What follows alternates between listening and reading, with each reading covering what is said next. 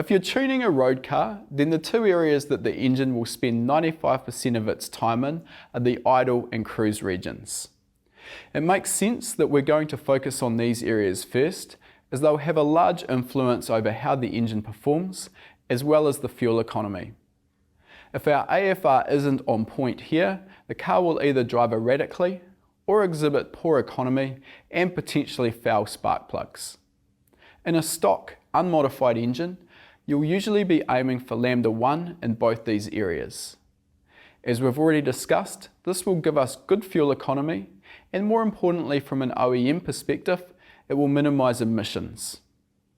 If you want to try and achieve a small economy improvement, you may prefer to try targeting a leaner lambda of 1.03 to 1.05 in the cruise areas, but I don't recommend using a leaner target under idle. From experience, I find that small capacity engines can often feel hesitant and rough when they're run leaner than lambda 1, so it always pays to check your particular engine and how it responds. Large capacity V6 and V8 engines will generally perform smoothly at lambda targets of 1.05.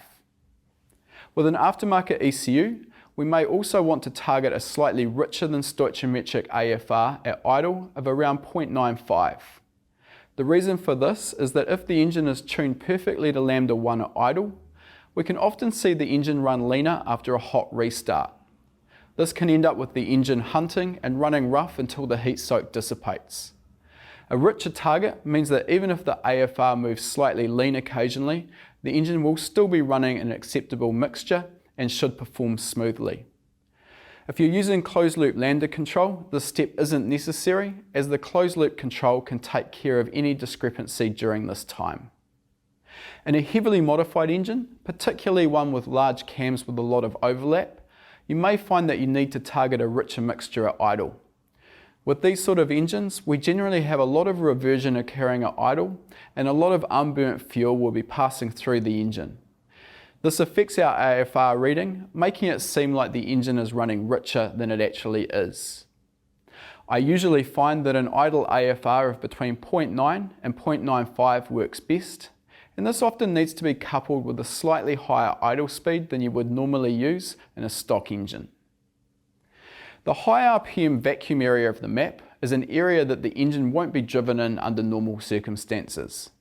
Nobody really drives a car at 6,000 RPM in part throttle for extended periods. We can't ignore this area though, as the engine will operate here during a throttle lift or perhaps a gear change. Given the engine won't be held here, we're not going to be so worried about fuel economy. Also consider that if the engine is running in this region, there's a good chance it's being driven hard. In this instance, I like to target a slightly richer AFR of 0.95 to help cool the engine when it's in this area.